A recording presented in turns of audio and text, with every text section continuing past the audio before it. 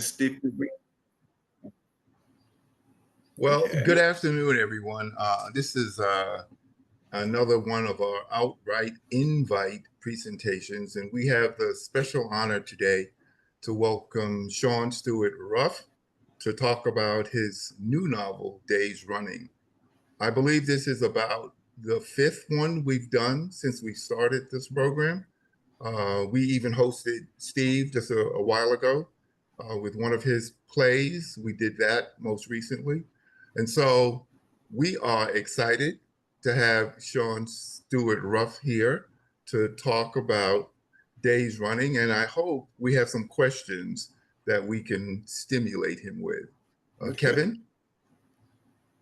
Okay, and that was Lynn Richardson, who is our regular moderator of the Other Countries Writing Workshop. And I'm going to just give a brief introduction for Shawn, and then we'll turn things over to him. Shawn Stewart Ruff is an American novelist and editor who won the Lambda Literary Award for gay debut fiction at the 21st Lambda Literary Awards in 2008 for his debut novel, Finlater. He has since published the novels Toss and Whirl and Pass, that's from 2010, GJS 2 from 2016, and Days Running, which came out this year in 2025, and the novella 1/10 in 2013. He was previously editor of the anthology Go the Way Your Blood Beats, an anthology of lesbian and gay fiction by African-American writers in 1996, which was a shortlisted nominee for the Lambda Literary Award for fiction anthologies at the 9th Lambda Literary Awards in 1997. I'm speaking from Yellow Springs, Ohio, so I did not realize that you are a native of Cincinnati, Ohio, and I'm about an hour away from there. Oh, I know where Yellow Springs is. Yes. Shawn studied English literature at the University of Cincinnati, and he's currently based in New York City. He is also an established beauty, fashion, and lifestyle copywriter, having worked for such iconic brands as Chanel, Estee Lauder, and Bergdorf Goodman. Shawn Stewart Ruff, welcome. Hey, nice to be here. I thank you for inviting me. It's a pleasure to be among you. Especially on a warm, beautiful, well, I don't know what it's like where you are, Kevin, but here it's turned out to be a gorgeous day after a few sort of dreary ones. Although muchly needed rain, you can't complain when the earth is starved for rain, etc. But I appreciate everyone being here. I think maybe what I'll talk about before reading excerpts is where this book comes from. Because like you, Kevin, I tend toward history and I really like, I like reading about the past. And I often write in the near past because I'm oftentimes writing in the 70s, 90s, Cincinnati, wherever, Washington, D.C., in another project of mine. So I tend to really like to kind of get into, you know, that mindset, sort of recreating an environment or reimagining an environment. There are a couple of points to be made about this book. The first is in 2017, I sat on a grand jury in which I heard basically a young man the case was ultimately about, in the sense that he was the victim, not the person that perpetrated the crime, and probably is an adult prison as we speak. But he was in a foster care situation. The young boy was, and he shared a bedroom with an older boy who was still, in the foster care system, but about to age out of it. So I guess 15, something like that. So the other boy was about 10. Well, anyway, he was assaulted, and of course, you can imagine the nightmare and horror. Not only was that for him, but also he had to tell the woman who was running the foster care home where he was staying, where they both were staying. So, of course, needless to say, it became a really complicated thing because the older boy was removed, and then there was a court, drama in which the younger boy had to get up and talk about what happened to him. So when I see him in 2017, his assaulter was graduating from juvenile detention to adult imprisonment. And the question was, well, there was really no question. It was just the whole thing needed to be presented before a court again. And the boy had to testify again about what happened to him. So anyway, it blew my mind. After, a week of boredom, I was just like riveted by this experience, imagining that this boy had. And of course, it isn't difficult to look back in our own lives, and especially, when we were sort of gay conscious and we had friends who were gay, and realized that this kind of thing was going on all the time. I remember being in college, I think when I was first actively gay, that I would have conversations with lots of friends who were gay, and I would just be astonished at some of the, stories told about, people being assaulted. I mean, even on the campus, and I myself nearly was assaulted on the campus, and I was kind of terrified of that place after that. I mean, I never had an affinity for the city that I grew up in. So, was anxious to get out, but that experience even made me more so in a way. So this story really was inspired by that little boy in some sense. In the first novel that I wrote, Finlater, the star of that book is a 13-year-old boy who discovers that he's queer. And, he turned out to be kind of popular. Everybody sort of liked him a lot. And I've always wanted to write something that sort of, write a follow-up novel that included him, or that was about him. And, it's kind of hard to duplicate the magic, if you will.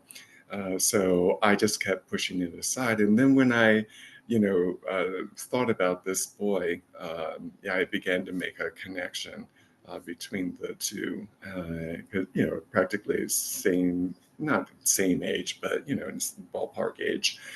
And so I want to say that I wrote a draft of a book about that boy in my novel, Cliffy. And it was something about, the things that happened to me my senior year.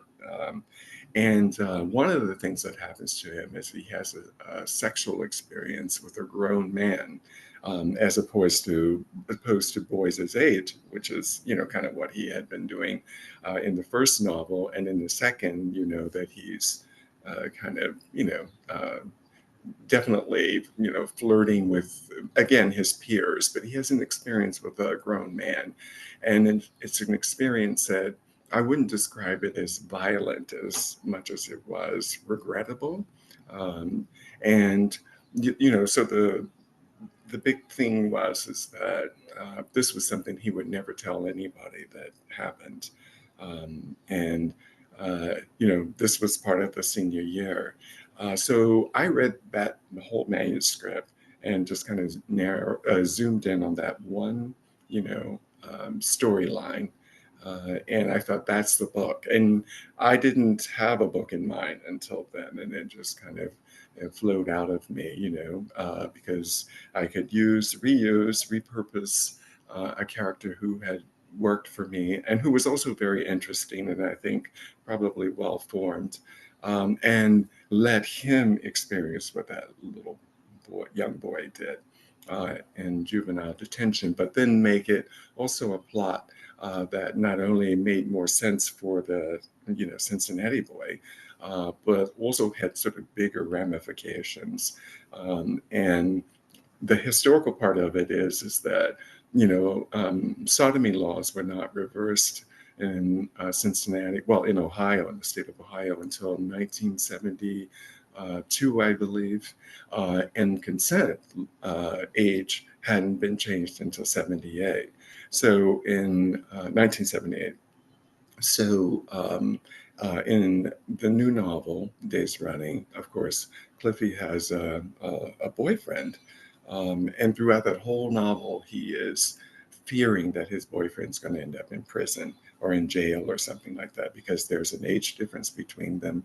And technically, he would be considered a rapist. Yeah. So, that's where this book came from. It was really just a lot of things. I mean, I want to say that because, I am a novelist. I'm not writing a memoir. And, of course, people think that you're writing about yourself. And first person can be very alluring, very convincing. So I feel like, I should say this is not about me, but I do my homework you know, to be convincing. I guess that's the background I want to sort of provide. Um, and maybe I should read something. Uh, I kind of realized on the road that there were some things that you shouldn't start with. And then, readings, I realized that also in readings where people, didn't know anything about what I do, and weren't expecting, an opening to be so intense, and um, shocking, I guess, is what happened. In one instance, I could tell that they were just really appalled by what I'd read, but it was the book. What can I say? And I thought pretty good. So I don't want to read for 45 minutes. I can tell you that for sure. But what I'll read is. I want to start off with a little happier beginning, and it's a point in the story when my protagonist Cliffy has this real appreciation for the life he has, and it's like a first time because he has not, all he thinks about is getting away from home. But suddenly there's a moment come when things are kind of beautiful, and suddenly makes sense to him in a way. So I'll start with that, and then I'll move around to other parts. Because if you guys have read it completely, you won't be confused, and anybody who's in the progress of reading will probably just sort of see it in the context of the storylines that I've laid out so far. So okay, if the device is working, oh, wrong button. Okay, this is. Um,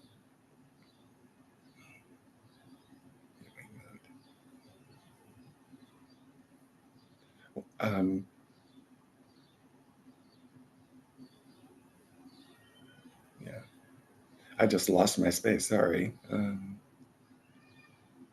Shawn, could you tell us what pages you're going to read from as well, so we can follow along if we'd like to? yeah, sure. I'll tell Okay. you. Well, actually, I don't know, but I don't know right at the moment. But I think it's about 126 or so. It's when it's about the winter storm. The freak storm that happens, and it's when Cliffy looks out the window and sees this, white world, and he spends a day, well, 2 days really, trapped with his family. And that's the experience that he has, that he, kind of unexpectedly sort of appreciates. And, you get the feeling with him that it's one of those moments that he will relive. Um, okay. Or think about in the positive sense.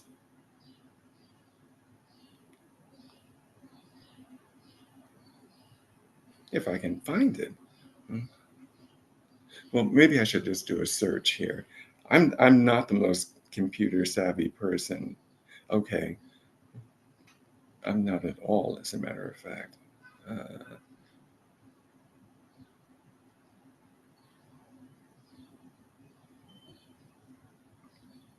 I have like five sections of this novel that I, um, choose to sort of read among selections, chapters, or whatever. Okay, I've got it. I had feelings about the night's hype.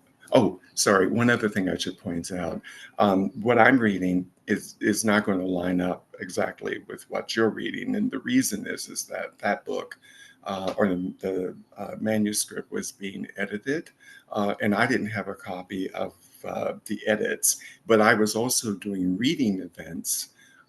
And so I had to basically go with what I had, which basically I polished to actually work for reading publicly. So just if you keep wondering what the hell, this is why.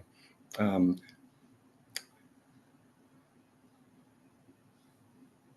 I had feelings about the night's high winds. My dreams became colder the longer I slept. I awoke shivering and seeing windows wide open. The psycho motherfucker lurks in the glass, probably waiting for me all along. I scramble into the right now, knowing my mind is playing tricks again. The cold wasn't part of the plot. The truth is just a gale that detoured from the Arctic with bright white deepening snow. The mercury strip outside the window shows bleeding into the negatives. My dream was cold because our house is cold. Our poor insulation, poor windows, poor furnace, and poor parents who are outmatched. I find Dudley and his mom cursing the timing. Mom waddles in with news that schools, banks, daycares, government buildings, cultural centers, and churches are all closed. Planes have skidded off runways. Planes are grounded. Buses have crashed. All traffic transportation is halted. All travel on the roads is inadvisable except for emergencies. Nothing you can do about lost wages. It's in God's hands, she says. She loves putting things in God's hands. God has deep pockets to cover the losses of the faithful. TV news calls the weather upheaval a polar vortex, which mom says has nothing to do with God, though it was God that warned her to be ready. She heeded the forecast, stocking up on canned food and snacks. She had Corey fill the water bottles in case the pipes froze over.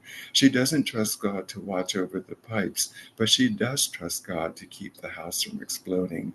She bought man made logs in case the furnace fails. Dad says we'll all be blown to kingdom come.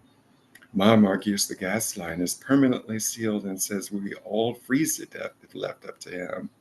It seems she does trust God to not murder us in the mad rage.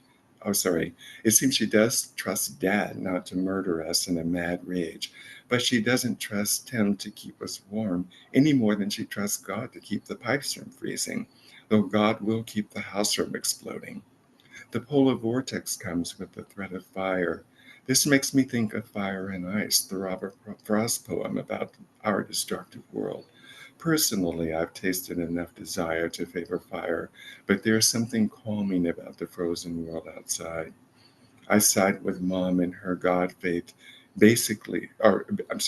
because only mom has a plan to not let us all freeze to death should her faith in the fireplace turn out to be misplaced. She has Dudley seal off the poorly insulated den. Corey and I carried the television, playpen, and TV tables to the living room, where bed sheets have already been thrown over the good furniture. The babies are there. Dad is there. Corey and me and mom are now there. The TV chatters about the polar vortex and ice Joe's flows jamming the Ohio River. We watch dozens of fools frolicking in the deadly cold. Dad points out that the fools ain't black. Dad says, ain't no black people going to be out there throwing no damn snowballs and building no damn snowmen on the damn frozen Ohio River. Mom says, yesterday Cliffy was sledding in the blizzard. And Dad says, it's because he's been hanging out with them white people. I ignore them and they ignore each other. Dad brings his V8 player and installs it on the TV. Even Dudley comes down when Richard Pryor is on with his nigga this and nigga that. His stand up routine turns mom's bladder against her. She scuds to the bathroom, a hand shoring up the breach between her legs, a wrecked urethra after so many childbirths. Later, we watch Blackula, Superfly, and Shaft with Dad on the couch, Mom spooning against him, the babies in the playpen, Corey and me in the Mr. and Miss chair. I notice Dudley putting aside his parent anger, lured by the sense of happiness. The distance he normally keeps shrinks. He parks in the dining room chair, then moves the chair a little closer to the TV. Dad himself is a spectacle, glowing like a sun meant to heal, not kill. He squeezes Mom to him, an arm akimbo on her hip, a hand resting on baby number 6. Our parents' rubbing ankles lights up the happiness blindly bright. Mom will say this day of togetherness with God's plan all along. I think it's Dad's plan, for he is the conqueror, though it's hard to give him credit for anything except his popcorn is better than hers. I've always thought that his Kool-Aid's just right, and God knows it's hard to get Kool-Aid just right. But I can make it exactly the way I want now, better than either of my parents ever could. At dinner time, we spread out to the dining room table, used mostly for homework and piling up stuff to be put away at some point. The good dishes stay in the hutch, though, because there is never a holiday turkey and dressing, only hamburgers and French fries on plastic plates. Still, my heart says this is the togetherness the holidays never deliver. No turkey required. This is what family must feel like. This is what I have never experienced before. The evening begins a slide to 20 degrees, negative 20 degrees Fahrenheit, with deepening snow and more fitful wind. The telephone rings, and at least one of us teens races to answer.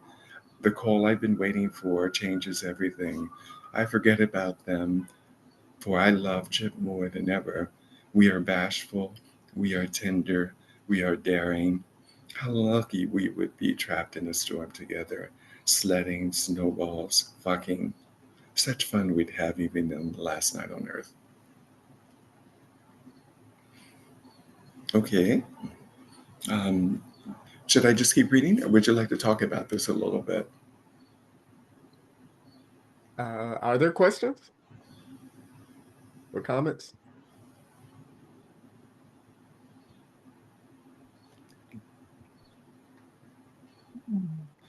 Okay. Shall I go on then? Yes. Yeah. Okay. Now I'm kind of going forward. That section that I just read was kind of more in a little past middle of the book, I think. Oh no, yeah, about the middle of the book. And what I'm going to read now is the second chapter, which you've all read. It's morning. My thinking is less fogged by hospital drugs. Let me stop for a second. I realize there are no chapters. So this is okay. Let's just describe it in a sort of plot sense. Cliffy has just woken up uh, the second day of sort of being aware of what's going on. So I would consider this to be the third day that he's sort of been hospitalized. So it's morning. My thinking is less fogged by hospital drugs. In view are two white cops entering my room. I remember overhearing them last night, instruct the nurses to contact them when I came to, though I can't say this pair is that pair. The taller one introduces himself and his partner as detectives. Their names don't catch. The taller one says, "We're here to find that person that did this to you. Anything you can tell us will be helpful.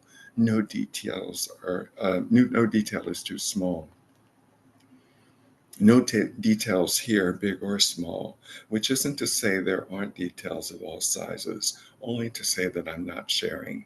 There's more talk that slips by me. The TV is on. It's like the room itself is chattering, laughing, crying. If gray could be a sherbet, that's the color of this room. In their dirty blue jackets, Cincinnati's finest toss phrases around meant for my memory to catch. How many were there? Did you recognize any of them? Tall, short, black, white? And I shrugged my sore shoulders. This game stops when Dad wanders into the room.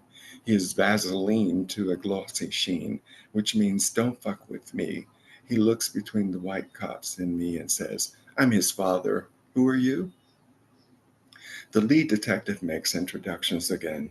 This time I catch their names. He is Taz Moneymaker and his partner Billy Teachout. Dad has my backpack and a bag of goodies, which I swapped the TV remote for. My joy is the White Castle onion rings. Down the onion rings go, past the ache in my throat. I watch their shakes, the smooth way of Moneymaker. Dad ha-has over his surname, and Moneymaker assures him that the do-re-mi, as he calls it, is in name only. Laughter among brutes. They are almost flirty, or is it just me? The detective mentions they've met before, adding nothing of the where or when or why. Maybe to spare Dad embarrassment in front of his offspring, as if I didn't have the dirt on my shameless father, as if anything could embarrass him. Green Beret, Dad says, and Detective Moneymaker seems to blush. Dad draws the curtains, ignoring my Dracula face, recoiling at the light. I sucked the life out of the last onion rings as the brutes talk about training at Fort Dix. Though Dad's Army, I have noticed Marines, Air Force, and National Guard they all get the same respect, the same consideration and understanding. In the brief history of our two-family household, Mom has brought Dad home from jail twice. No explanation has ever been offered for his bloody knuckles and all odd scars. One time we saw stitches from a knife wound. I remember a wide bandage encircled his waist just above the ribs. I also remember answering the phone and finding one of the ex-military cops checking on him. It's like Gaydar, the almost fairy dust ability to spot your kind. Gaydar led me to my boyfriend Chip. Out of scores of people on a roller coaster queue at Kings Island on a scorching day last summer, the zigzagging in the queue of a dozen lanes brought us face to face, smile to smile, blush to blush. All around us, the towering hills of the roller coaster tracks and the faint screams of joy. Our connection refused to break, drawing us together each time we came close. I'd seen him before in the employees' locker room, and I would learn he'd seen me too. When my turn came to board the roller coaster and the ride attendant shouted for a single to ride with me, up went Chip's hand. Somehow I knew it would. The day was rendered technicolor like in The Wizard of Oz, fairy dust twinkling in the air. Hi, I said. Hi, he said. It was love. We thrilled together as the ride scaled its first peak, our hands touching and legs colliding in the headrush dive. Speeding, we turned to each other, and our bobbing heads somehow met in a kiss. That's how it started. But right now, I'm the magnet between Dad and the detectives, not the warring history of some enlisted men. I'm actually glad Dad's around, a reversal that confuses my feelings. I'm used to being the object of his frustration, and now I'm the subject of his protection. A new role for me and a new role for him, perhaps roles that will suit us well. Just now, he seems to notice how Moneymaker's eyes play games. One minute I don't exist, and the next minute I'm the everything of his unblinking focus. Moneymaker looks at me though he's speaking to Dad, and Dad is nodding at him, though looking at me. We learned that Mom flagged the detectives down in the ER just after midnight. That was 36 hours ago. But I'm not sure. We also learned that I screamed when I came to. I want to ask if it was a roller coaster scream or a scream of real terror. Then Moneymaker goes cryptic. He says teen boys are reluctant to speak out when they are crime's victim. Fear of retaliation, fear of lacking masculinity, shame, humiliation, embarrassment. Juvenile crime is complicated, especially when sexual assault is involved. Wait, what are you saying? You're saying my boy was sexually assaulted? Dad says in a raised voice. No, but we've encountered few boys like him recently, only they were raped. It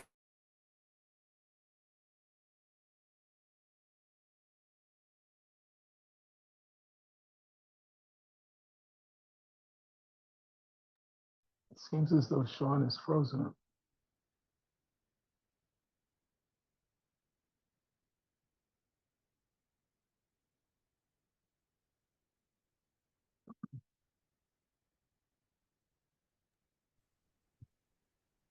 Trying to get a census. Okay, so it's his Wi-Fi, I guess.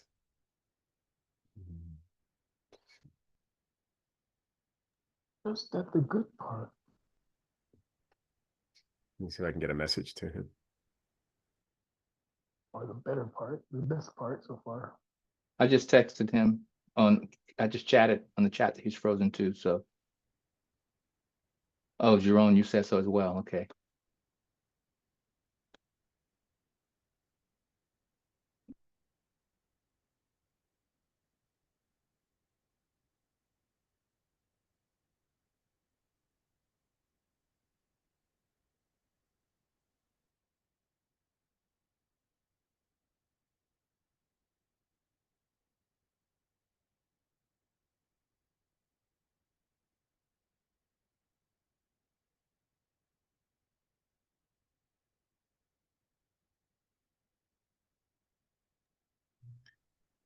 Did Shawn disappear from our session?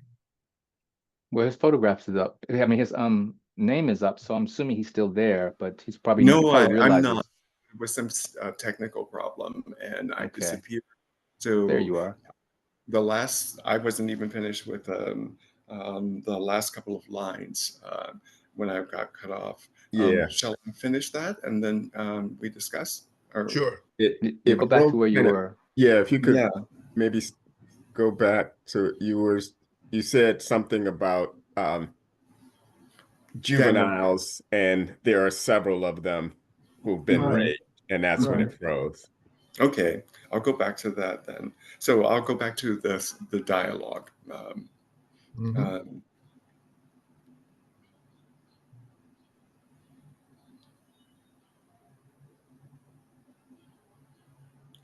Then Moneymaker goes cryptic. He says teen boys are reluctant to speak out when they are crime's victim. Fear of retaliation, fear of lacking masculinity, shame, humiliation, embarrassment. Juvenile crime is complicated, especially when sexual assault is involved. Wait, you saying my boy was sexually assaulted? Dad says in a raised voice. No, but we've encountered a few boys like him recently, only they were raped. I'm shocked again. He insists that the Cincinnati Police Department is on the side of justice for victims. They'll do everything in their power to find the perpetrators. I was saying to your son when you walked in that holding back only helps the criminals. Cliffy's a good boy, Dad says.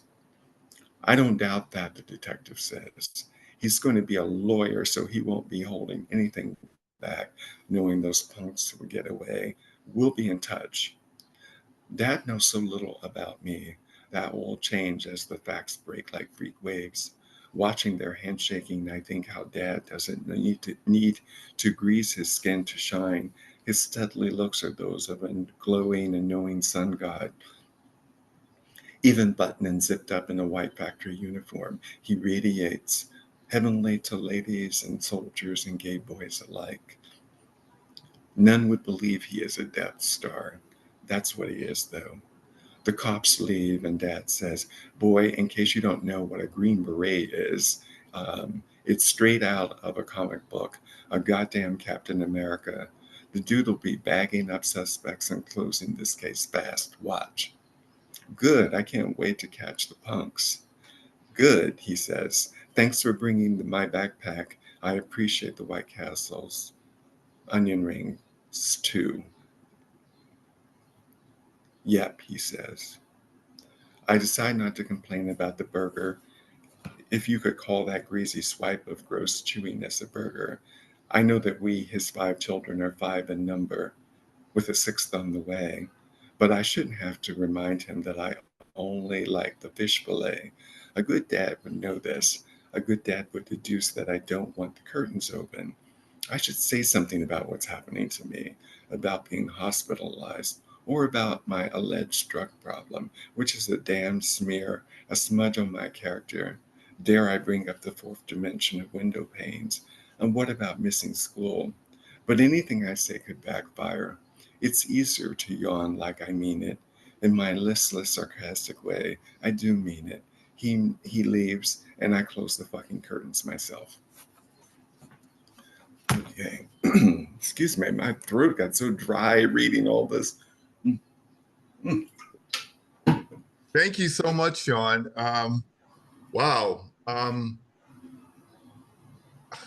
Anybody want to have a burning question? Because I have a couple. Oh, please.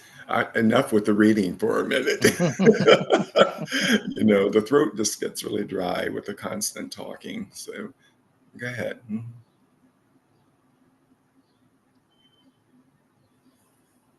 Anybody? Oh, sure. I'll ask a question. One, Shawn, I love the book. So I loved this story of this black nerd. It's not a narrative that I've read many of, but he's a black nerd who's also confidently gay, which is really, really great. I was curious to ask you a question about when you started to choose from where to read, and you said I'll start chapter this, chapter that. Then you realize, oh, there are no chapters. I was wondering, could you talk a little bit about your choice to not have chapters, 1, 2, 3, 4, whatever, because I think you have asterisks or some things that separates the sections. I'm wondering if or some kind of symbol you have separating the sections. Could you talk a little bit about your decision for not having Yeah. specific chapters? And I have thoughts about maybe why you don't, but I think it has to do with the way I understand trauma working in the text. But I wonder if you could talk a little bit about your decision making. Yeah. Well, that it was a big decision to make because originally, when writing this, it was organized in chapters. But of course, chapter heads basically are a preview of what the chapter's about.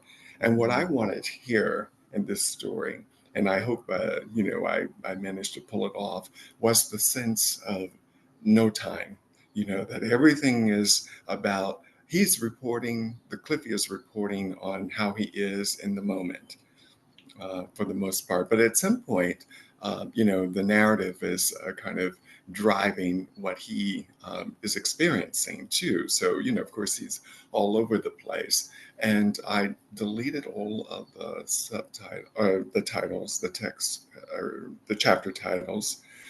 And it was also a conversation with my sister, who is just the best, you know, person that you could have as a sort of writing partner in a way, because she pointed out something to me which was so obvious that I didn't sort of think of it before. But she said he doesn't know what's going on. He thinks he does, but he doesn't know what's going on. And so it made it a lot easier to remove the chapter heads, but then what to replace them with. So originally, what I had done was had arrows indicating direction, because the title of the book, Days Running, he's running in circles. But then also the story is going forward and backward, not necessarily in time, but in terms of his progress through whatever is happening. He feels strong one minute and he feels a disaster the next.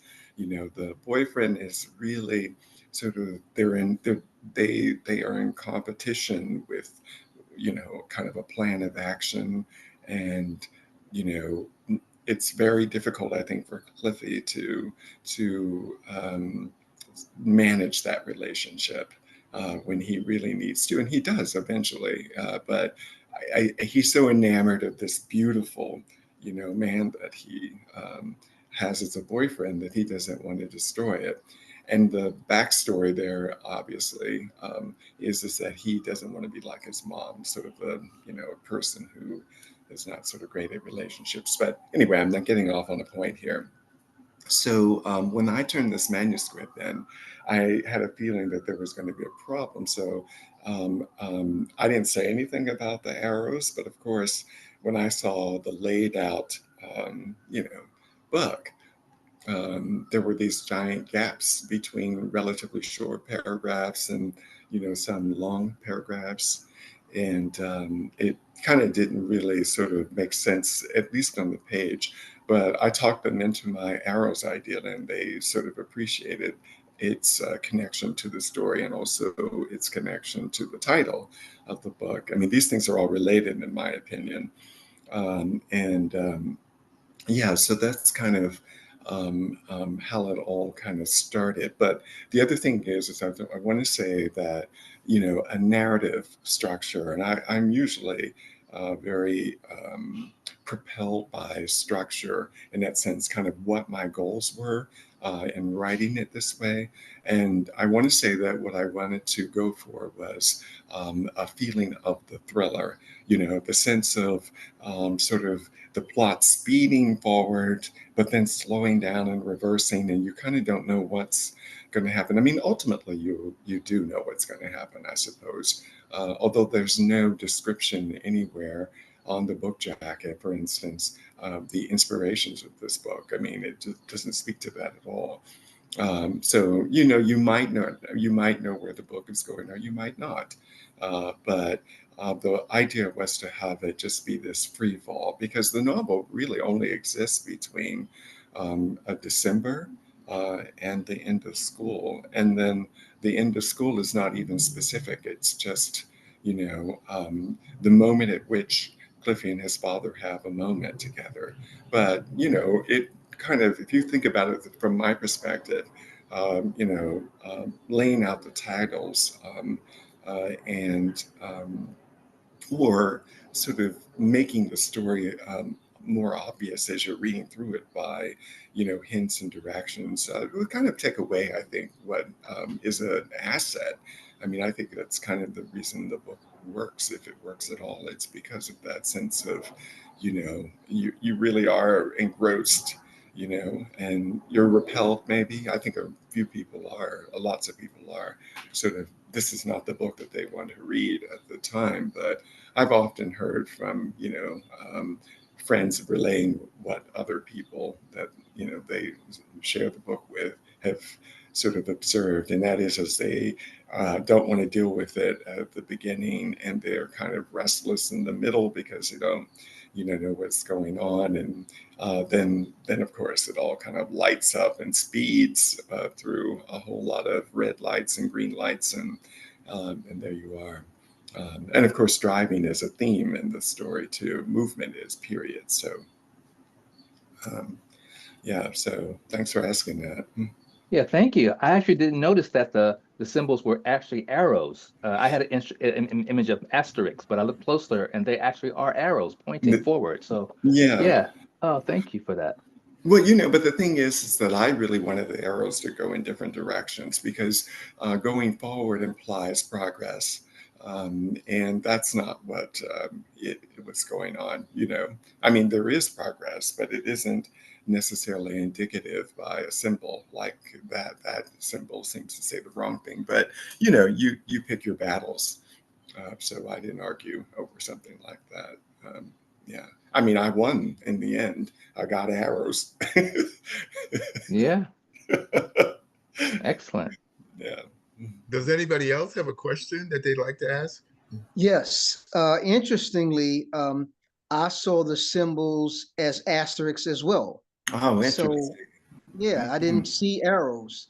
But I'd like to know, Shawn, in your first draft, what was the first thing that you wrote? So, where did you begin, when you began, and when did you see the end? The final scene is Cliffy's conversation with his father. Mhm. When did you see that? Well, I'll start there first. So in the first novel, it has a very good ending. It sort of really hits the nail. The book is really kind of about Cliffy's mom in a lot of ways. And the line is something like, he's talking about, you know, the sort of confusion of everything, and that, you know, but, you know, he loves her anyway. So the last line is something like, I loved her first before I knew about love. And I knew that these books were linked together, but I didn't want to be overt about it, because I really do. And I'm going to write a couple more books about this kid, but they need to be distinctly different from each other and having nothing really to do with continuity, more to do with just simply aging.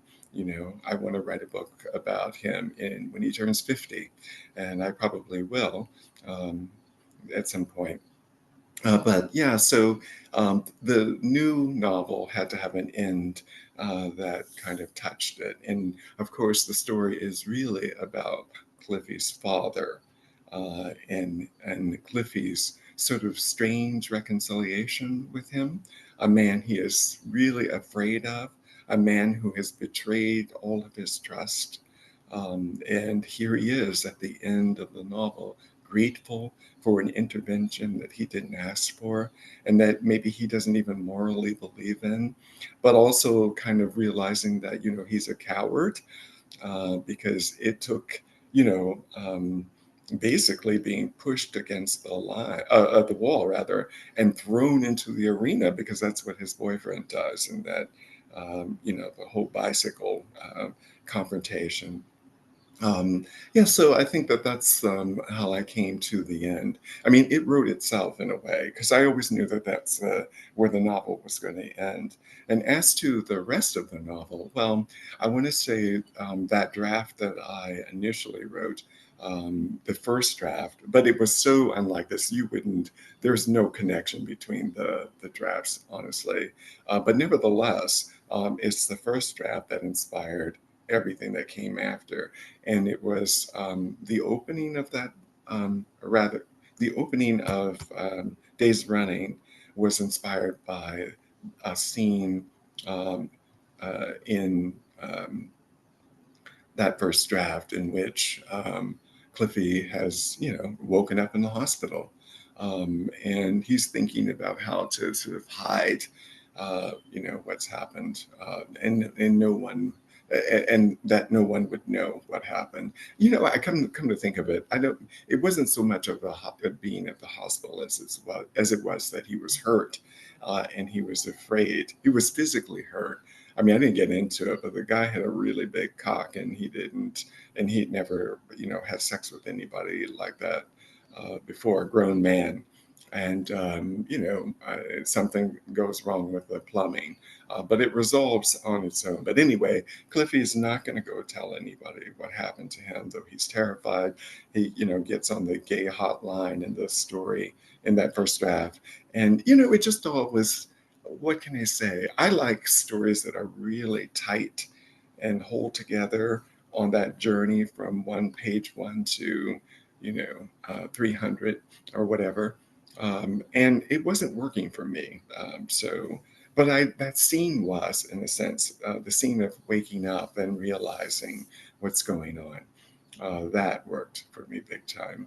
And the structure of the book came from essentially that, and you know, sort of starting from that point, you know, what happens next, imagining, you know, the process of getting to the end, involving police, parents, self-awareness, admission, action, you know, the boyfriends are just kind of in boyfriend bliss until this terrible thing happens, and it really throws the relationship all over the place, until love begins to look like, you know, hostility and aggression. You know, they're kids. So yeah, so that's kind of where, that's where the decision came for the end. And you know, the boyfriend is a major part of the story too, but he wasn't the relationship with the boyfriend wasn't the one that I was, you know, most driven by in writing this book. I think my if I can just talk about technical things, I want to say that thematically, most things that I write in fiction, longer form, usually have multiple relationships kind of evolving and resolving at the same time. But one is more important than the other. And in this case, I would say it's the father. In the first book, it's the mother. And of course, in the first book, Cliffy has a boyfriend relationship too. And that's a huge part of the story, a huge part of the story. But the relationship between mother and son was, it was a top of mind, if I can just say something about that first book of mine, it was about place ultimately, but I grafted onto it, sort of the structure of a lot of my childhood, because I was writing about place. In the, it was, I think, the start of junior high school. That first day, it was in this sort of different area from where, we kids would be trooping to elementary school. And it was sort of an isolated area. It was a junior high school that was like to be the sort of nucleus for several schools in the neighborhood. It was basically a I can't even think of what it's called, but you remember when the controversy about busing was going on? It was sort of a gentrification issue, I guess. But so this was about busing kids to a central school from white neighborhoods, black neighborhoods, or whatever.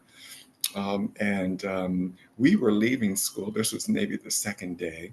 And we were leaving school and we were walking on this sort of country road looking street. And it wound down to like one of the main streets in our neighborhood. And there was a pickup truck coming toward us. And in the back of the pickup truck was a group of white men, and they had guns. It turns out they were BB guns and pellet guns, and they shot us. And we were running for our lives. We all went charging down that country road and dove into the woods the first chance that we got. And, I mean, I'd never been shot before, but it was just such a violent, horrible thing to happen. And I thought, wow, and it seemed to be the culmination of something. And we moved not long after that, but not because of that.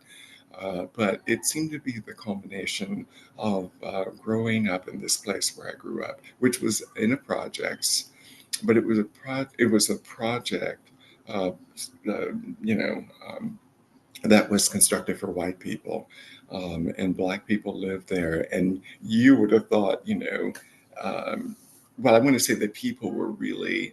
Um, they got on. I mean, this is the way it was in the South too, right? People, you just get on. But there was always this sort of undertone of violence, not among the kids. I mean, we children, we all got along and we were great until we heard their parents say something like, "You out there playing with that nigger again?" Yeah, so that impetus, or rather that moment of violence, is what sort of wrote the first book. I mean, I didn't know how to write it. Actually, I wrote many versions of that book, and it just was never working.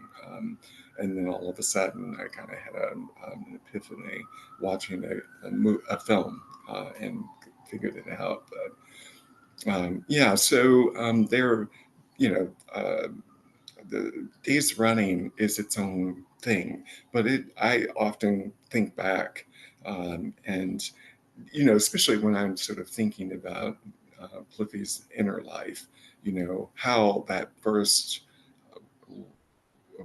experience of growing up in a place like that would set him up for his worldview in a way where he has never been afraid of engaging with white people, although he grew up among people who were. And yet at the same time, just never trusting anybody. I mean, I think that's kind of, what he falls in love all the time. I mean, I think if I could predict into the future what sort of person he'd be, I would say he would fall in love a lot, but always be afraid of love, you know? So So, can you talk about the theme of running from the title and kind of what that does for the character and the plot? well, he's always running. I mean, you know, as a sport too. And there's a scene in the first book where he's on his way to school super early in the morning. He's 13 years old, but suddenly he's a little child again.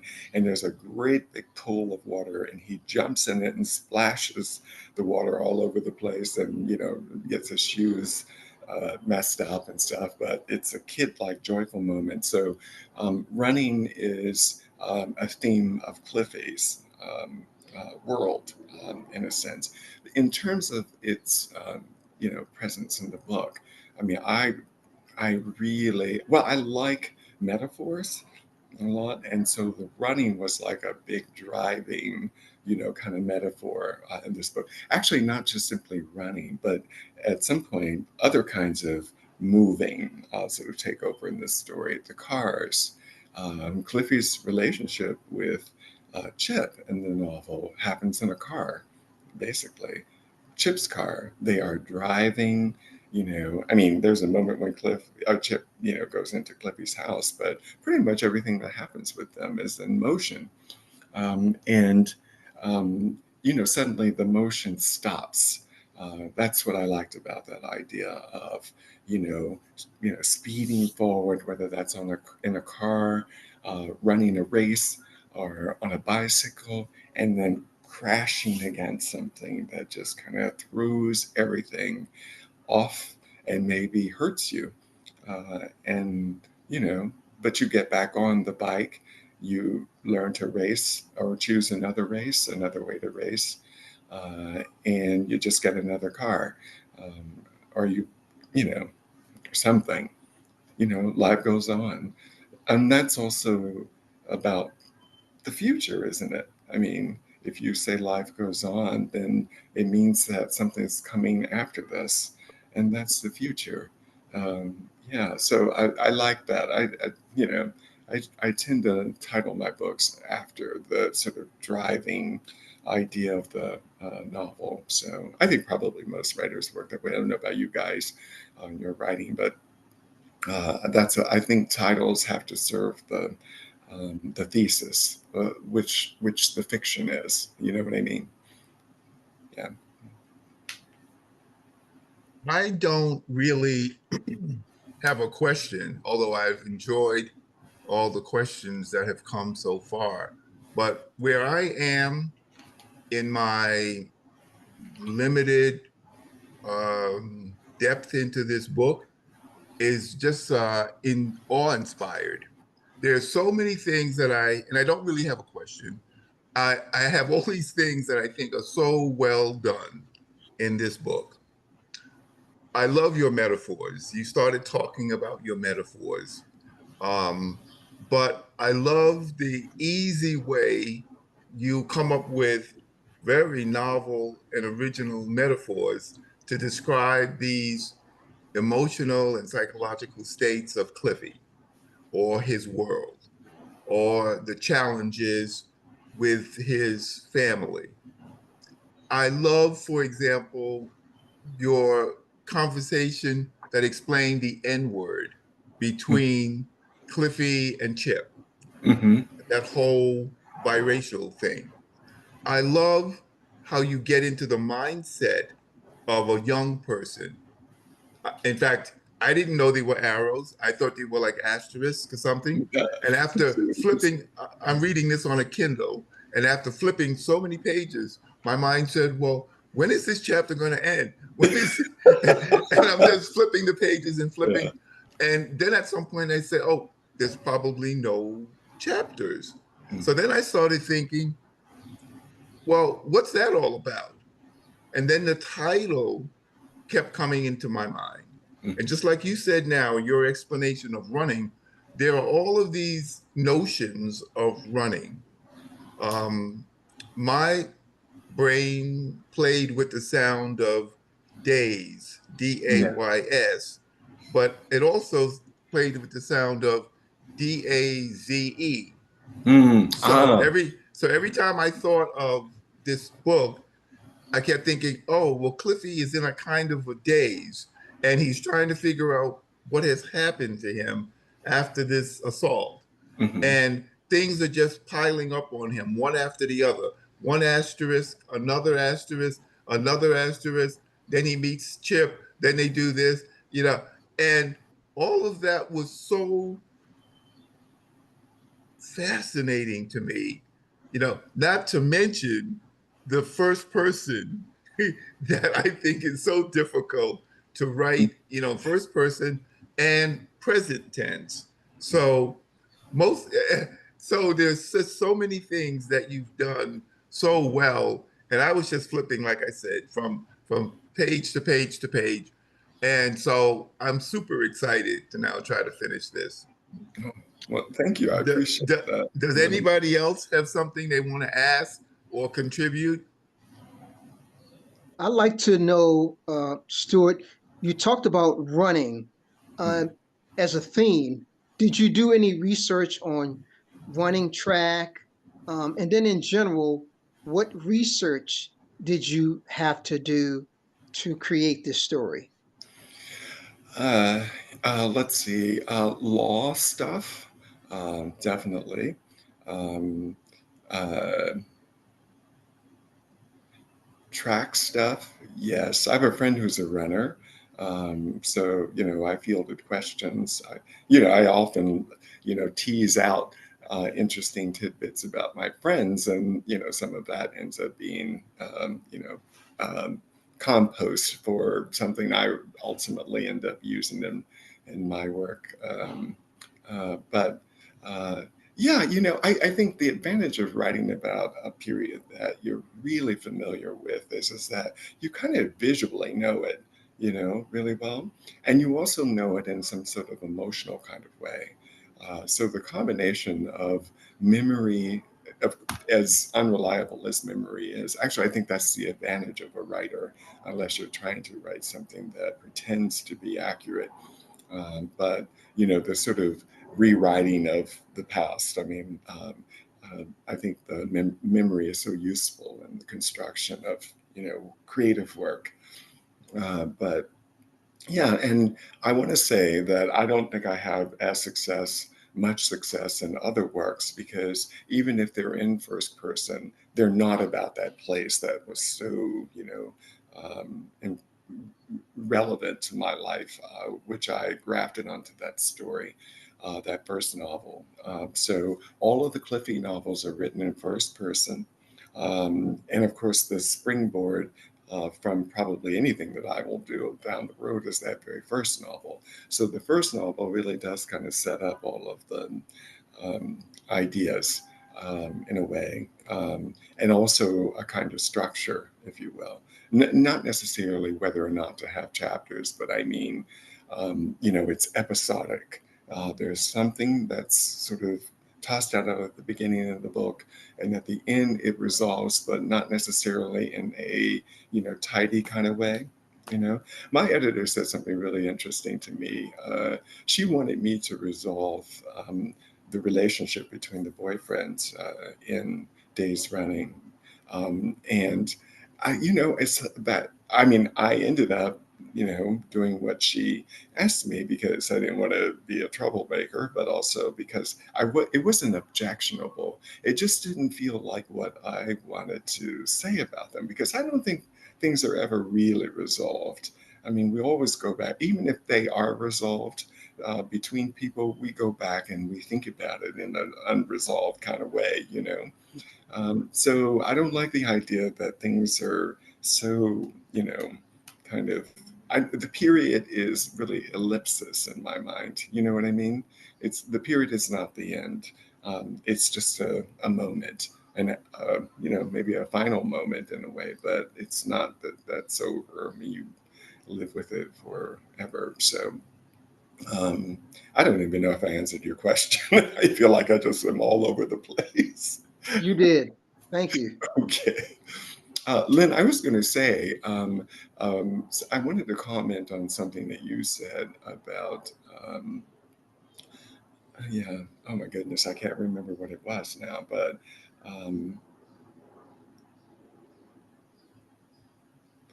oh, I know. It was about sort of grafting the language onto him and thinking as a teenage boy. Um, um, I probably wouldn't be able to do it successful if it weren't for the first effort.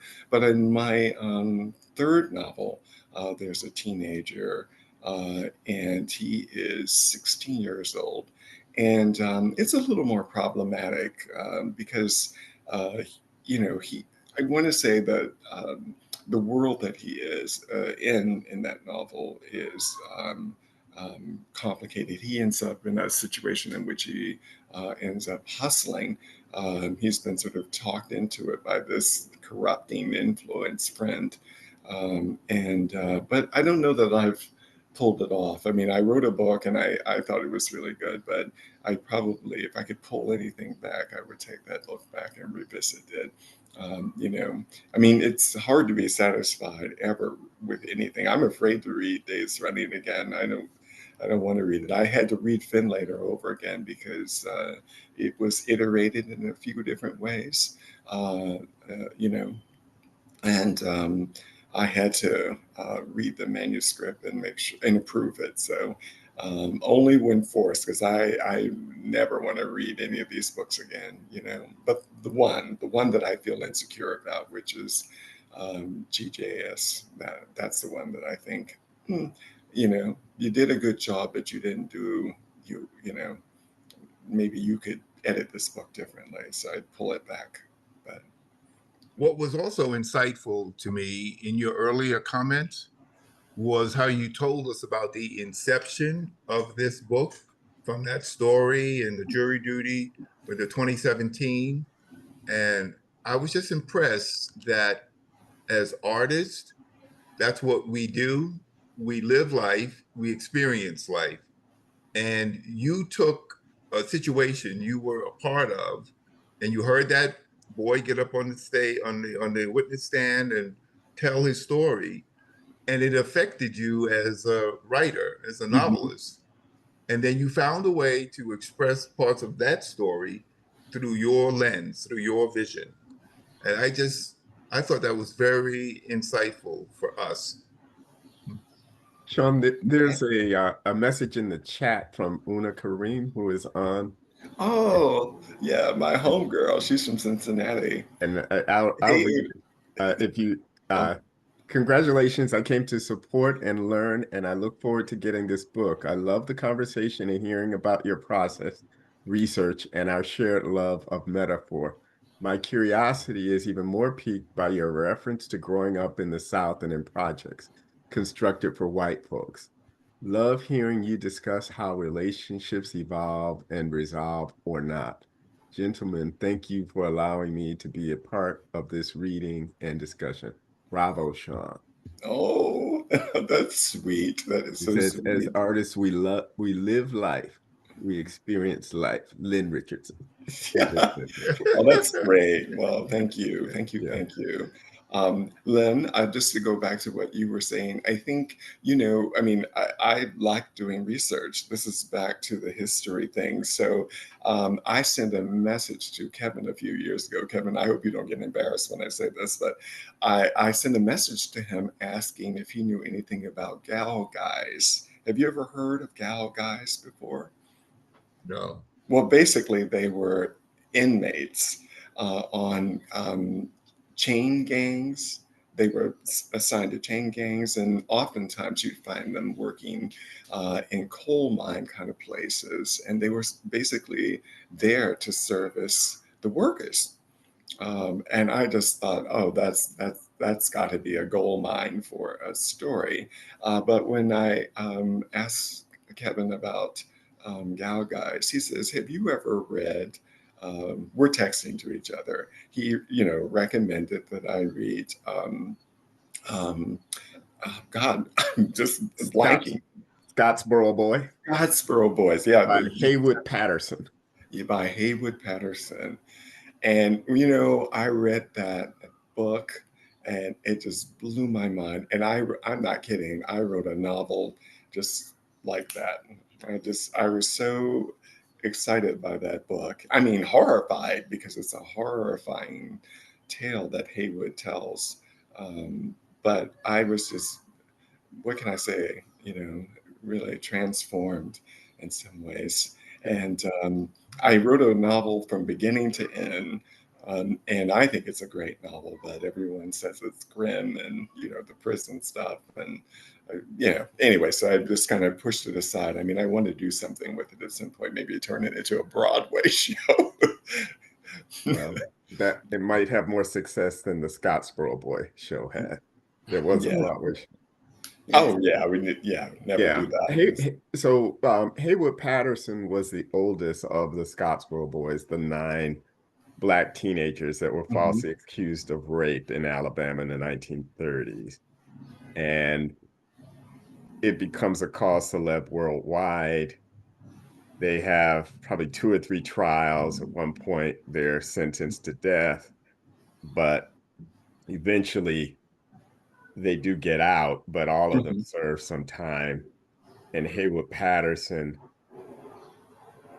for a lot of different reasons, becomes the face of the group. And he ends up in prison in Alabama. And it's one of the notorious prisons. And he eventually escapes and goes to Detroit. Mhm. And he, with the assistance of a writer, writes this memoir. And I teach a class on the Scottsboro Boy case. And so that's how I knew about it. Um, and what's kind of shocking, unusual, whatever, like he doesn't, he leaves hardly, he goes into great detail about sexual relations with men Mhm. in ways that we are not used to hearing from people who have prison experience, that sometimes that's kind of, people know that that happens. Yeah. But what he talks about is what Shawn is saying, that it was the institution knew that, and they really promoted that as ways to kind of keep the peace among men. That's right. And To manage them. yeah, and I know, so Shawn, I haven't read your novel, but the question for me was, what about these gal boys? Like when they went back home, what kind of lives were they leading? If they got home, I mean, usually they If died they, of syphilis exactly, and, yeah, because basically violence. it's kind of, it's sexual slavery, That's right. That's exactly what it is. basically. It's slavery. And they Um, were often abducted for that purpose too. right. Yeah. But I think, it wasn't just Haywood's candor in telling what prison life was like, but also, just how I was always struck by how tender and sort of vulnerable he was. I mean, he comes off as being, this kind of really iconic figure, if you can imagine anyone of his time, what it would be like to sort of survive and experience like, because the other guys are just kind of muted, right? Um, but, not him. I mean, actually, death only is, or rather, death is a reality after he has sort of left prison. So he was not going to die in prison. He was going to die on his own terms. And he got a cancer diagnosis, if I'm not mistaken, not long after he arrived in Detroit. You know, and the gal guy in my book about the Scottsboro situation, and it's not really about him or them. It was about him. Is a gal boy, Haywood's girlfriend. Yeah, the novel. So that's the focal point of the novel, their relationship. I So look yeah, forward I to mean, reading it. you're right. I mean, he just sort of, you read about him and you just realize, I mean, my goodness, this is. I mean, I'm surprised that no one's ever attempted to write a fiction that was creatively, tied to this storyline. You know, in the way that uh, the Nat Turner inspired works are. I think of um, goodness, his name escapes me now too. You know, the guy who wrote Sophie's Choice and William Styron. William Styron. William Styron's Confession of Nat Turner is just, I think, an extraordinary book. For whatever we all have, you know, in terms of faults about a white man telling a black man's story, boy, I mean, he really nailed it. That's what I mean about the fiction possibilities of a story like that. Well, the whole Haywood Patterson thing is kind of similar. I think it's a kind of a spectacular soul to inhabit and a story to tell in a sense without necessarily being trapped in the prison line. You know what I mean? Um, that's I think that's probably the hardest part of that's the you know story, the idea that all of it is about prison. I mean, but of course that was the point, right? I mean, he was trying to challenge the criminal justice system and racism in the South, especially. So, I mean, that's what the book's intention is. But he did it in a really, really self revelation kind of way, wouldn't you say, Kevin? Oh, definitely, Yeah, definitely. yeah. Yeah. So anyway, I take inspiration where I find it, and I don't necessarily, you know, go looking. I'm a reader, and I read it in all kinds of, directions. I mean, I'm really into speculative fiction. I would like to write a speculative fiction novel. So I'm just kind of interested. You know, I usually work on multiple projects at once to keep from boredom, and also to stay working. You know, because I mean um, I think the real, success of writing is discipline and always being able to sort of, manage your projects, whatever they are, whether they're somebody's paying you or you're on the, the circuit of like, or the Ferris wheel of like, publishing every 2 years or something like that. It's good to have the the default discipline to sort of keep you going in your headspace. I mean, I find that that's really psychologically helpful to me. I mean, I can't even imagine not being able to write my way through this horrible period of history that we're all living in. I probably won't, be alive, but to see the end. But it's so unbearable. I mean, fiction writing, whether it comes with, um, a book contract is kind of not the point. You know what I mean? Um, it's really about just sort of doing it in process and all that. Um, yeah. Shawn, could you talk about I read a Finlater years ago, and I did not realize until you started speaking that Days Running is a kind of sequel to that. I didn't remember that book very well because it was a long time ago. But talk a little bit about, I guess, how you manage a novel. How do you manage sort of keeping making a long text cohesive over a period of over a pace of this book is over 200 and something pages here, 201 pages or so, 204 pages. Is there, not that there's a trick to this at all, but in terms of your discipline, you mentioned the technical aspects of making a character and a story consistent across a number of 100 to 2 pages. That seems to be a difficult thing to do. Some people do that quite well, but you've written several novels now. And if there's any sort of guidelines or tips is not the word I want exactly, but anything you can talk about how you manage to hold together a storyline and characters and um, over a period of pages. Yeah. Yeah, I think all of that has a lot to do with, that I think I said it before about my goal in writing this book. I try to suss out the themes that I'm interested in exploring, and I create characters accordingly. Sometimes they're inspired by people that I know. That's very helpful, right? Because you kind of know the person and you can give shape. But then sometimes characters just kind of present themselves in your stories. I'm a big believer in the muse, and I trust my instincts a lot.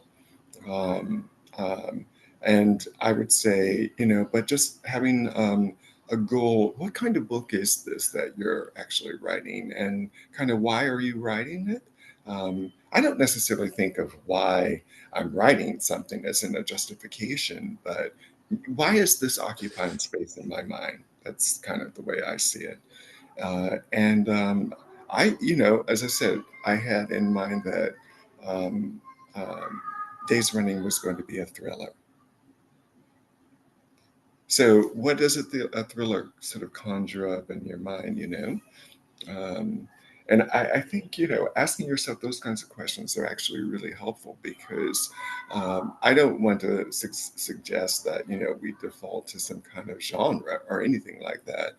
But a structure. With my first novel, Finlater, I wrote a lot of drafts of that book and it just never worked. And I couldn't figure out what it was. I was about ready to, flush the whole thing down the toilet. And then I watched Larry Clark's Kids. Did any of you watch that film? Mm. Well, it was basically this kind of censored, exploration of the lives of these kids in New York City. It's about, and they're like in some school in the East Village or something, but boy, it's just madness, not only sex with each other, but, I mean, they're high school students. One of the guys, the main sort of character in the story, has AIDS, and he's spreading it around to, all these other kids and it's, I think what I loved about it was that it was just so raw and unjudgmental. And I don't know, something about that happened. I won't say that I threw my manuscript in the garbage can because I didn't. I kept the same story, but I just rewrote it in a very, unexpurgated. Is that it? Yeah, I think that's probably too big of a term, but it wasn't purged of anything. I mean, I really wanted it to be just kind of raw in the way that kids spoke in those times, and how much we coveted little, stolen pages of pornography and that kind of thing. We were kids. So I really loved, thinking about my book in that kind of way, and that really helped. But if you can imagine, that also really provided the shape for Days Running too, because it's still the same kid. He's a lot more sophisticated, but it's still the same kid. And essentially he's in the same kind of place. He's just at a different stage in life. He's about to enter the world as a young man, having graduated high school, on his way to college, and then crash. um, and I want to say with the other novels, well, the AIDS novel is, I used to work for Bill T. Jones, and I was always very struck by his relationship, with his partner who passed away. In fact, that's one of the reasons that I ended up working there, because I went to volunteer to help him because the company was about to crash. And anyway, it turns out that I had some skill. Because I got a job out of it. I wasn't looking for one. It was just a volunteer situation. But anyway, it was a ticket to the world because, he's a famous man, and I got to travel a lot, and it was fantastic for a while. It lasted. But anyway, I was really struck by him and his relationship. So they're artists, dancers, and I was struck by the idea of pirouettes, the shifting perspectives. And that ends up being the device and metaphor for that novel. Yeah. So, like I said, I think about things. I'm not a person who like writes out a draft. I never do any of that kind of thing. But I just think about what the story is supposed to say to me, that I wanted to say to me. And that's what really sort of inspires me. I mean, actually, maybe it won't inspire me, but it ends up inspiring what the story becomes.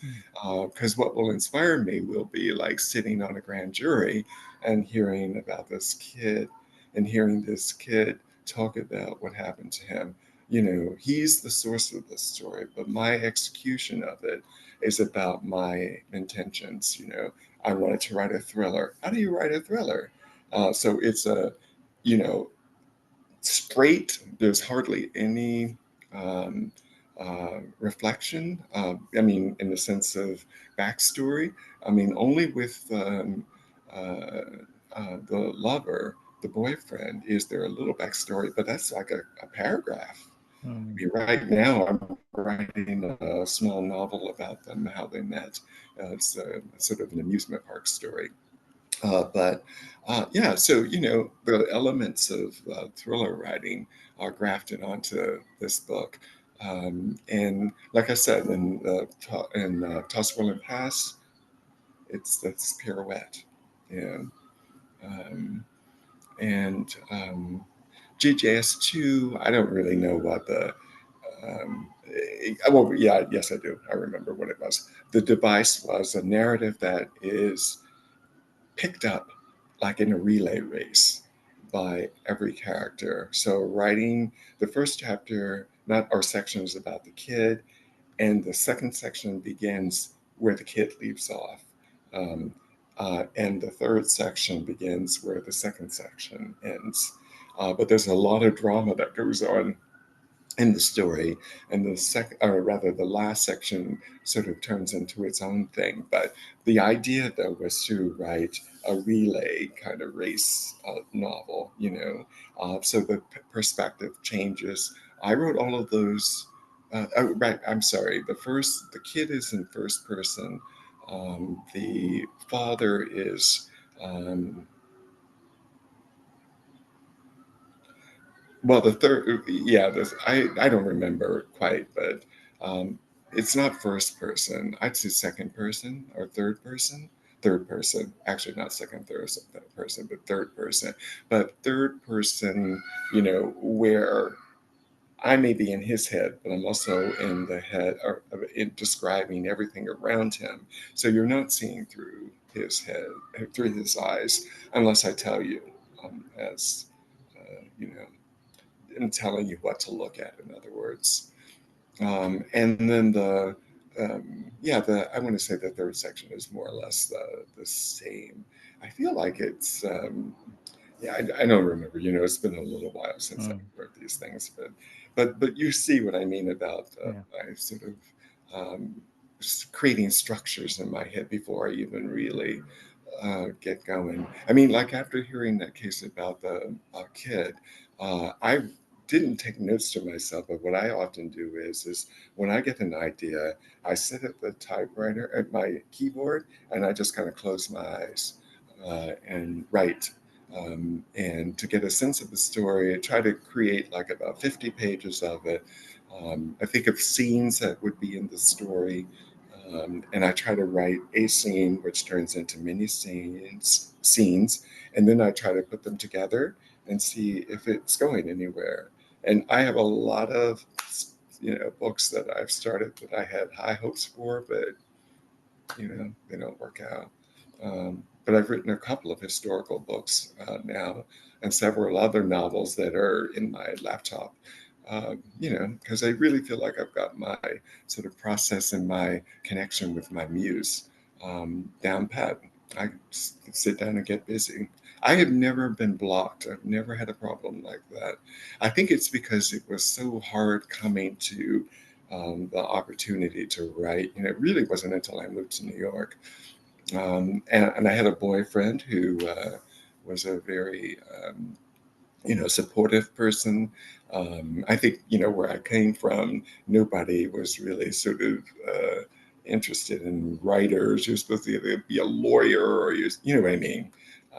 And so it wasn't until I came to New York, and then I just kind of fell into my life in the way that it is now, sort of driven by writing fiction. Yeah. Thank you. Thank you. Yes.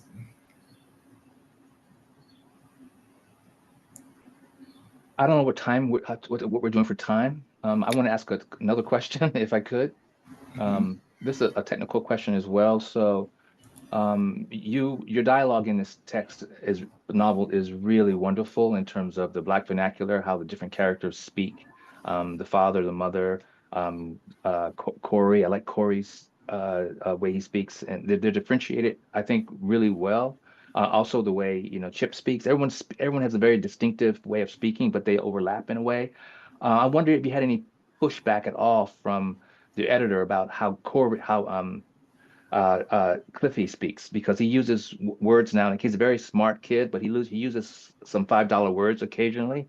Yeah. Uses the word lugubrious at one point, and it's just Hmm. very smoothly tucked into his narration without any commentary on him using a $5 word like that. So I wondered if he's only 16 years old, I think, in the book. He hasn't yet turned 17. So how do Yeah. you? Yeah. So talk a little bit about, if you can, if there was how you dealt with the editor asking you. Maybe the editor did not ask you, but how do you justify this character using this word, or anything like that about word choices? And the second question is linked to this. The narration is very carved in the sense of, you're very clean with your word choices. You're not using lazy verbs. You use very active verbs as much as possible. So, for example, you use on page 61. I just mentioned a few of them. So, a couple of them. So you use let's see. We gaggle on page 61. We gaggle downstairs to the kitchen where I hoist them into the high chairs for sugar bears. So the verb gaggle is a very interesting word. You don't choose a lazy verb at all. On page 64, you have another verb you use. I press upstairs and follow shiny floors and creamy halls. So I'm wondering, those are words I'm sure I would gather come from multiple drafts, and where you want to make that language as active as possible. So the two questions are about, again, Cliffy's $5 words, and again, your own choice to choose language that's very, very active as opposed to lazy and passive. Hmm.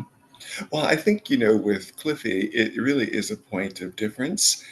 He doesn't want to sound like everybody else. He wants to sound like himself. And he has a big vocabulary, and he uses it with himself. And he's sort of narrating the story. So to me, it only was fair that it would just have the kind of rhythms and, curiosity that he has as a character, a person. I mean, these people are real to me. And also, in terms of creating the different voices, I really just have tuned my ear to that. And yeah, I think it's also the result of sort of thinking in terms of history. And, because my father and mother both, but especially my father, his parents were from the South, and he spent a lot of time growing up in the South. But he still spoke in a very, kind of Ohio way, I want to say. But there was definitely a hint of the South. And I wanted his rhythms and his, if language is a presence, then his language to really show the kind of person he is. I mean, you don't really see the fullness of him in that story because you miss the violent part, the part before the, drugs. But, there can't be too much trauma going on all at once here. So this is Cliffy's story, not the father's. But yeah, so I mean, trying to make distinctions. I mean, I want to say a lot of times, I mean, characters just kind of come out as they are. I just listen to them. I mean, I'm writing, I know where this is going, and I let them do the work. I'd like a flow, you know what I mean? A very natural flow. I mean, it's going to be hard to write with chapters and all that again, because I really sort of feel imposed upon by chapters, titles, and all of that. I realize it's useful, but I still feel like it gets in the way. I write. Um, um, I want to say what I write is literary fiction, but it's an urban kind of literary fiction. I'm really interested in Black stories. My editors, by the way, about language and about the structure of the story and all of that. They really liked all of that. I mean, I think the delineation of character is really helpful, especially when everybody's got some kind of language, personality. Yeah, so I mean, I try to keep conversations, between people, to people, and not get into more complicated structures. I also sort of blend it into, the flow of the narrative, so it doesn't really call attention to itself in a way, if I can't say it that way. I mean, it's important what's said, but the color that I'm trying to create is more about the person's contribution to the moment than it is necessarily about, that character. So you never know, for example, that the story is about anything other than Cliffy. You know what I mean? It's always his story, and you stay there. Yeah, everybody's got their stories, but that's the one that I'm in. Thank you. Thank you so much. You're welcome. Anybody else? Yes, Shawn, have you adapted any of your stories into a play or screenplay, or um, has another writer approached you about doing so? Well, Finlater had stage offers, and so for theater, they wanted me to write it, and I didn't feel comfortable with that because I don't know anything about playwriting. I kind of do. I mean, we all intuitively know, but I just couldn't see the book on stage. There were a couple of production companies that approached me, but it didn't go anywhere. And um, with the other books, no. Uh, and with this one, it's probably too soon to say, um, just because it came out in February. So, I kind of feel like I'm going to get a little mileage out of this book. It isn't going to, just disappear overnight. That often happens. There's so many books, out there. Every day, a whole new crop of books, and you're competing with all of that. So it's kind of tough. I'm a little surprised. I haven't had any reviews of this book. That's very surprising to me. And I kind of, in the back of my mind, I wonder if I haven't been canceled in some way, the a kind of silent, because I was in the Los Angeles Times, a few months. Well, goodness, it's been over a year now, but it was about this book project. So it surprises me that there's been no follow up. I mean, the Trump administration. I don't want to go down that road, but things are really really fucked up with media and pretty much everything in the world as we knew it. And so this is no different. I mean, I'm thrilled just to have a book published, and I got paid for this book too. So I'm thrilled about all of that, and I tend to stay in that space. But it's just kind of surprising. I've been reviewed before, so it's just kind of surprising to me that it's not been reviewed. That's all. Disappointing. I mean, I certainly don't want the book trashed. Um, you know, um, I tell you, by the way, just quickly, when we were talking about Go the Way Your Blood Beats in that review that I read just before going out on stage, I didn't even want to go out on stage. So it's a kind of a weird thing. I mean, the fact that it hasn't been reviewed bothers me, but I don't even like to read reviews. But reviews sell books or destroy them, and I've gotten some pretty good, feedback, and I feel very strongly and very confident in the book that I put into the world. So, and I don't need anybody to take me on a journey or trash me or I just I feel that kind of confidence in what I put out in the world now. So. And I just leave it at that. So I probably wouldn't even read the review, but it surprises me that there aren't any. And that's okay because there's nothing to be done about that.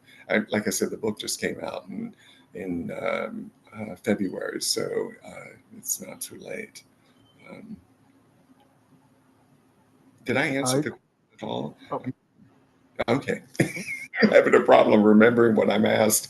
I just blather on and on and on. I But heard an answer.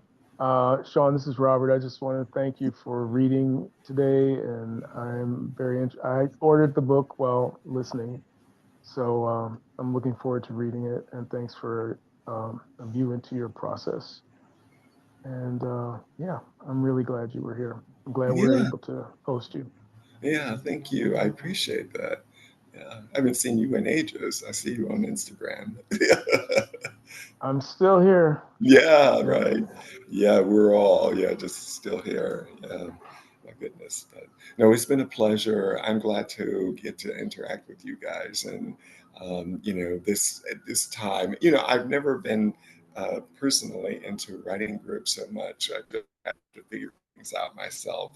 But if I did belong to a writing group, it would have been yours. Because, like I said, I do come to events and not in a while.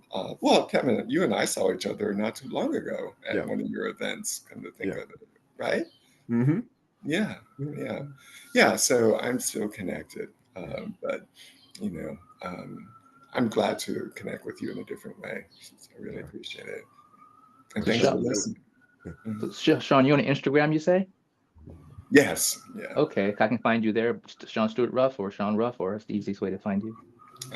All three.